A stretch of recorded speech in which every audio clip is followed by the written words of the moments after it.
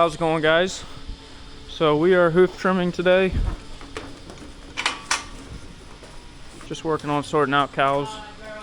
He just got started trimming the first few.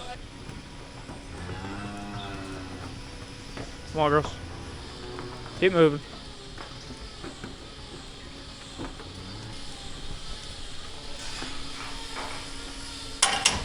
Trimming 32 cows today. We trim every 4 weeks, and used to trim once per lactation. Now we're doing it twice per lactation.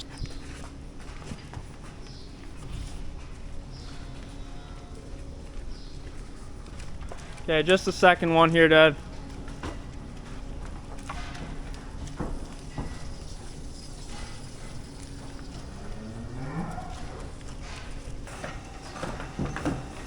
I like that brush. When they treat it like that, it can break stuff. Look at her.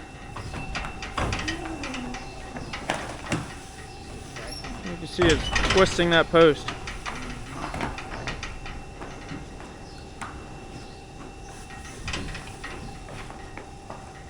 This brush, we broke these bolts before. You can see it's wearing on our gate. Anyway, we got a bunch of cows sorted out. There's a few more to sort then a little later. Our hoof trimmer got a new chute a couple months ago. Similar to the old one, but just some improvements. Should be a little more comfortable, a little bit quicker.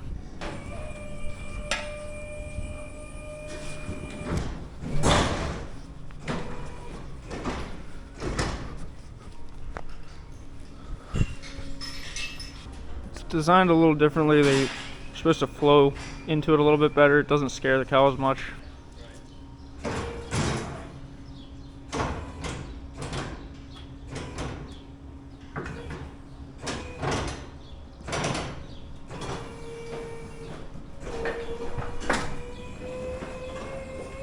First calf heifer.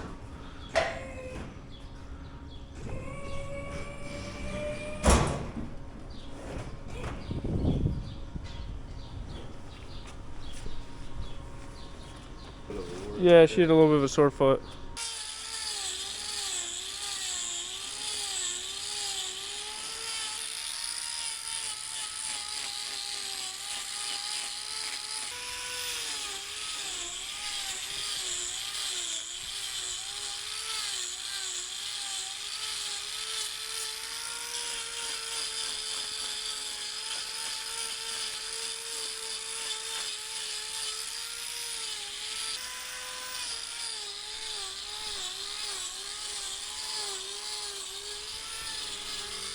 Still has a tilt style chute where you're laying the cow on the side. Just makes it a lot easier to access the feet. So certain people have opinions on those, that it's not as good for the cow as a standing chute where they're just lifting the feet up. It's a debated topic because, yeah, it seems like this would disrupt the cow more, but it's still a natural position for them to lay on their side. It's not something they never would do on their own. It doesn't really seem to bother them too much. They just get right back to normal after we trim them. So in my opinion, the tilt chutes are fine. Trim them quick, get them back down on their feet. They seem to handle it just fine. For many years, we were just trimming our cows once per lactation right before we dried them off. It was working out okay. Foot health we thought could be a little better in our barn. My understanding is the industry is moving towards more trimming, more maintenance trimming to prevent issues. Not letting the hooves get too long, so you're not really taking a lot off when you trim them. You're just checking them and making sure they're shaped properly. Some people are trimming 3 times a year, so we moved to twice a year, or twice per lactation, so it's about twice a year. So it's a step forward, I think. So we're gonna just watch the feet now for the next while and see if we see improvement. It's only been a few months now that we're doing it this way.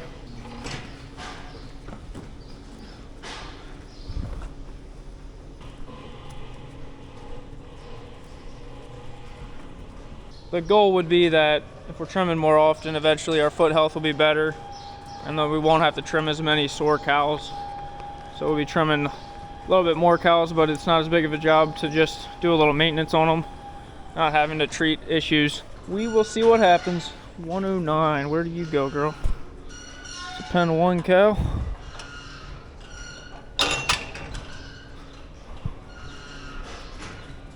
All pen 1.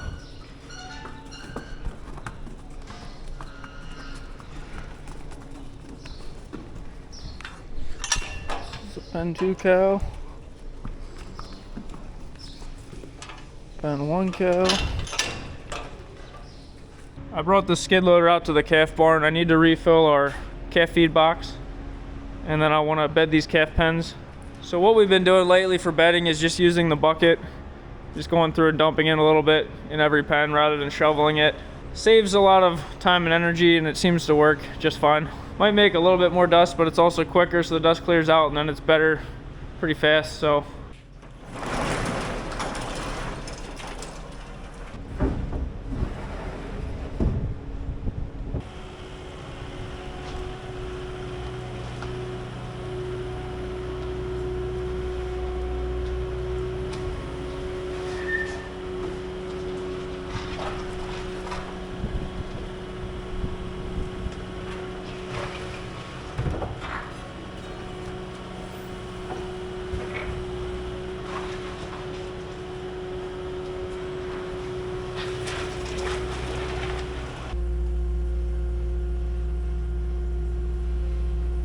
our calf feed has quite a bit of molasses in it. Makes it tastier for the calves, but it does not flow out of a bin very well.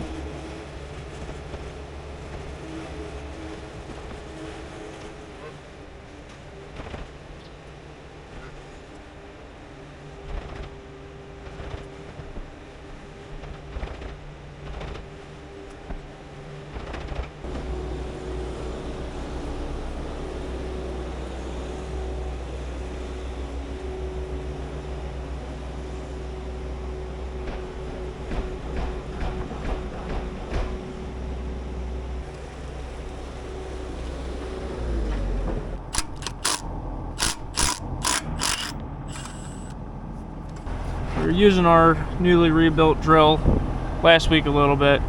Everything was working well except this one row. The seed boot seemed plugged up and I can't get it opened up, so we're gonna take it off.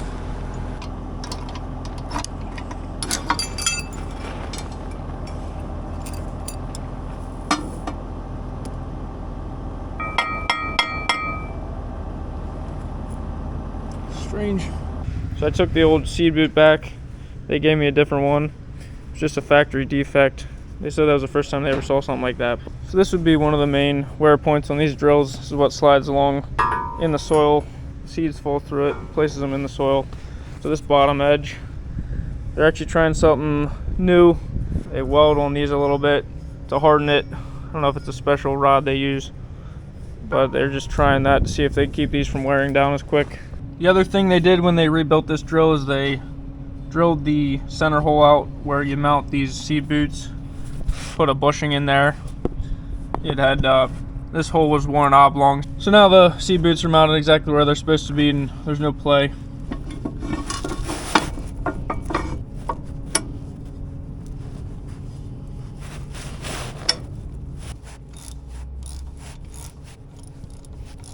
The seed boot's designed to be able to pivot here even once you have this bolt tight. Then you have a spring, slides right up inside of here. Just holds that boot over against the disc. You want this to be nice and tight against the disc there so you don't have dirt and stuff getting between them.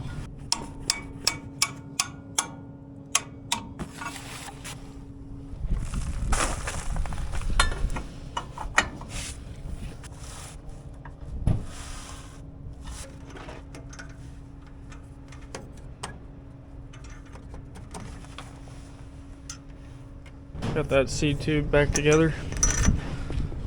Should be good to go. We'll see if the oats I seeded last week was worth it in a couple weeks. The nice thing was we got to try the drill a little bit and fixed a couple little issues. That way when we go to use it next time, it'll be ready to go. We're actually thinking about using this drill this spring for a crop. I'll talk more about it later, but we might not be planting every acre with the corn planter. We'll see how the spring forage goes, but we might need to grow a little bit of emergency forage this summer, like a sorghum, Sudan grass. Just an idea at this point, but there's a chance we'll use this thing sooner than for a cover crop. I want to fit it into the shed again in the back corner. That way it's out of the rain.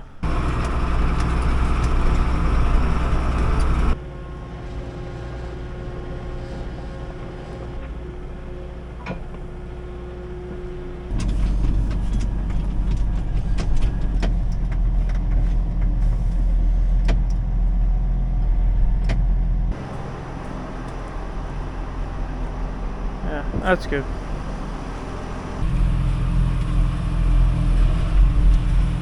Got everything packed in here nicely.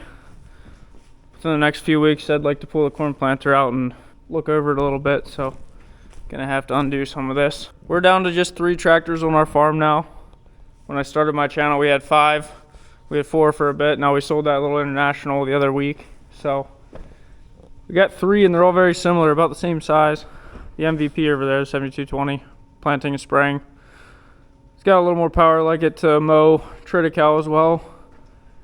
Then we got the 7130, which is just a solid roll player. It's not set up for a row crop.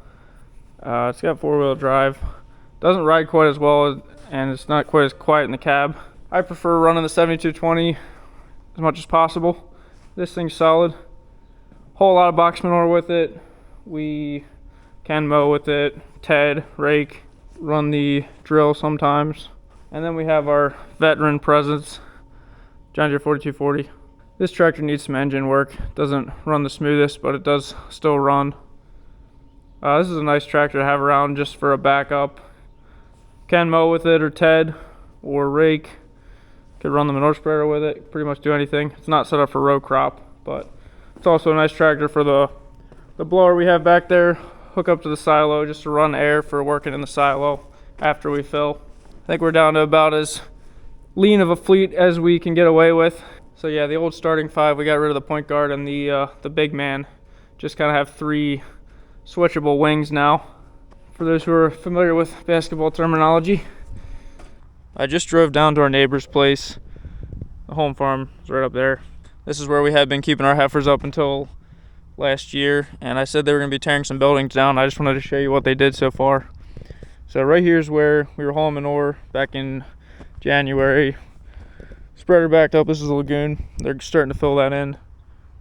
But there was a heifer barn right here, Virginia style heifer barn they tore down, and I'll show you what they're doing on the other side here.